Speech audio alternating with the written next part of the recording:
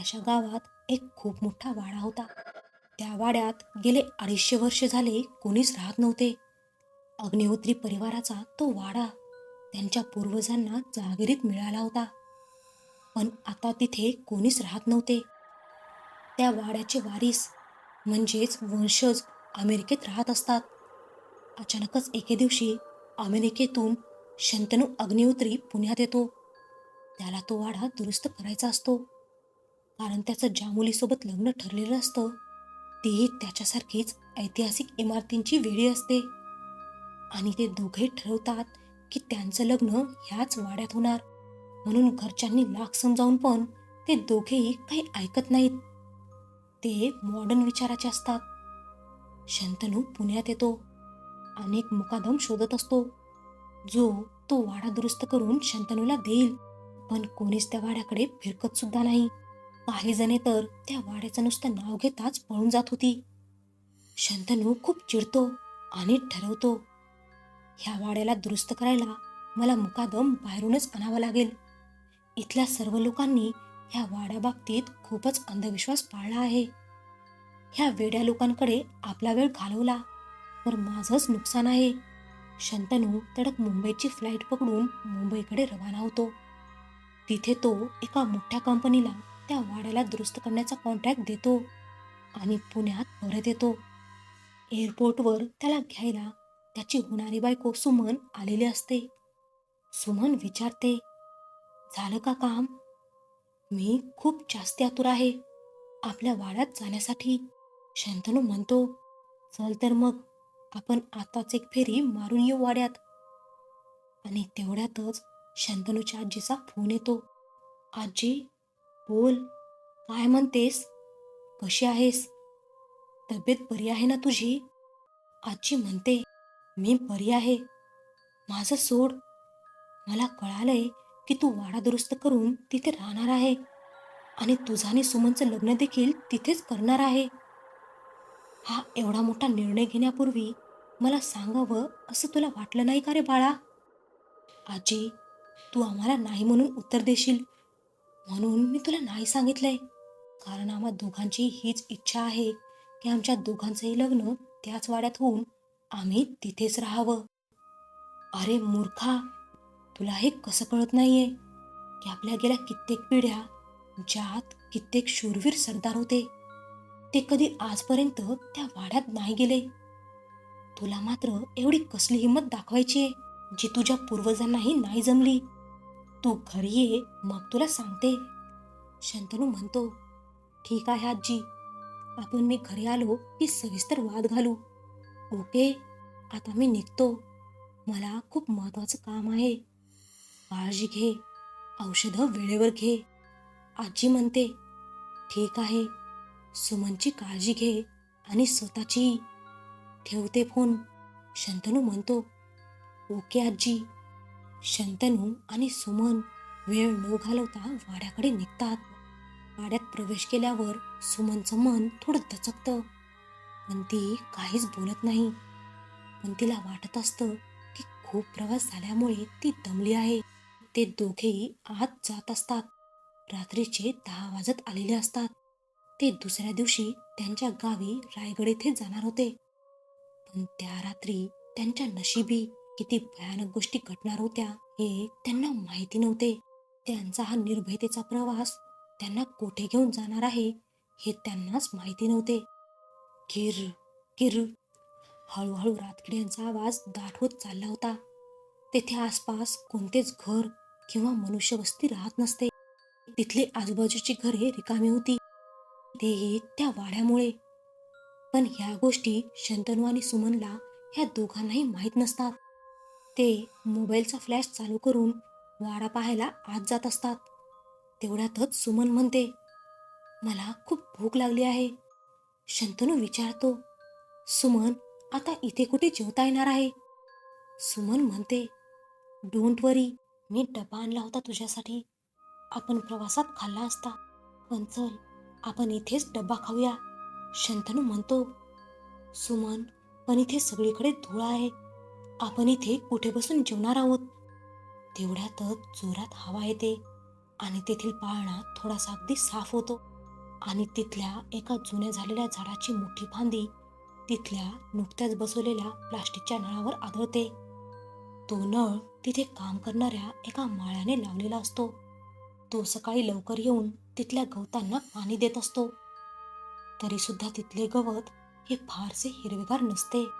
ते दोघेही त्या सर्व गोष्टींकडे दुर्लक्ष करून तिथल्या नळाच्या पाण्याने तो पाळणा थोडा साफ करतात. तेवढ्यातच शंतनू त्याच्या कारमधून एक कापड घेऊन येतो आणि तो पाळणा साफ करून ते दोघेही तिथे त्यांच्या मोबाईलचा फ्लॅश चालू करून जेवायला बसतात. सुमन डबा उघडते. असा आवाज येतो. शंतनू, मला घाबरवायचा प्रयत्न करू नको. मला बिलकुल भीती नाही वाटत आहे. जेव चल. शंतनू खाली मान घालून ती उजवीकडे आणि डावीकडे झपाट्याने फिरवत असतो. तिला काही समजत नाही की नक्की शंतनूला काय झाले. तिला त्याचा चेहरा पण दिसत नसतो. परत आवाज येतो. शंतनू घोगऱ्या, विचित्र जड आणि दुहेरी आवाजात बोलतो. आज खूप दिवसांनी पोटभर जेवायला भेटणार. सुमन म्हणते, ए, काय कसला घाणेरडा आवाज काढतोयस रे तू? जेवायचं नसेल तर तसं सांग. ही असली नाटकं करू नकोस. सुमन चिडून बोलते. तेवढ्यातच शंतनू जोरात त्याची मान वर घेतो. नाटक आम्हाला आवडतच नाही आणि आम्ही पाहतही नाही. पण या वशाटपेक्षा तुझा सुगंध खूप स्वादिष्ट आहे. शंतनू लालच असलेल्या आवाजात बोलतो. तुलाच खाऊ का? सुमन ते बोलणं ऐकते आणि त्याचा चेहरा पाहते. तो पांढराफट चेहरा, लाल बुंद डोळे, लाल काळ्या जखमा आणि काळे दात. हे सर्व पाहून ती जोरात किंचाळते आणि डोळे बंद करते. तेवढ्यातच तिला शंतनूचा आवाज येतो. सुमन, काय झालं? का किंचाळलीस तू? सगळं ठीक आहे ना? सुमन डोळे उघडून बघते तर शंतनूचा आवाज आणि चेहरा सर्व काही नीट असते. तिला वाटते की हा तिचा भ्रम होता. सुमन म्हणते, काही नाही, स्वप्न बघितलं. चल, आपण जेवून घेऊ. ती विषय बदलून त्याच्यासोबत जेवत बसते. दोघंही छान जेवत असतात. सुमन म्हणते, कॅन्डल लाईट डिनर खूप वेळा केलाय 5 स्टार हॉटेलमध्ये, पण असा flash light dinner so called भुतिया वाड्यात पहिल्यांदाच केलाय. किती छान वाटतंय. वा. शंतनू म्हणतो, चल, आता जेवण झाले, पटकन वाडा पाहूयात आतून. चल लवकर, डब्बा बंद कर. आणि तेवढ्यातच शंतनूचा मोबाईल वाजतो. तो बघतो तर काय, आजीचा फोन असतो. हॅलो. हां आजी, बोल. कुठे आहात बाळांनो? पोहोचलात का आपल्या बंगल्यावर? शंतनू म्हणतो, नाही आजी, आम्ही वाड्यावर आहोत. वाडा पाहायला आलोय. आत्ताच जेवलो इथे. आता वाडा पाहू आणि मग निघतो इथून. आजी म्हणते, अरे, तुला कोणी हा मूर्खपणा करायला लावला? लाईट आहे का तिथे? वाडा कसा पाहणार आहेस तू? तेवढ्यातच नेटवर्क प्रॉब्लेममुळे फोन कट होतो आणि दोघांच्याही मोबाईलचं नेटवर्क पूर्णपणे जातं.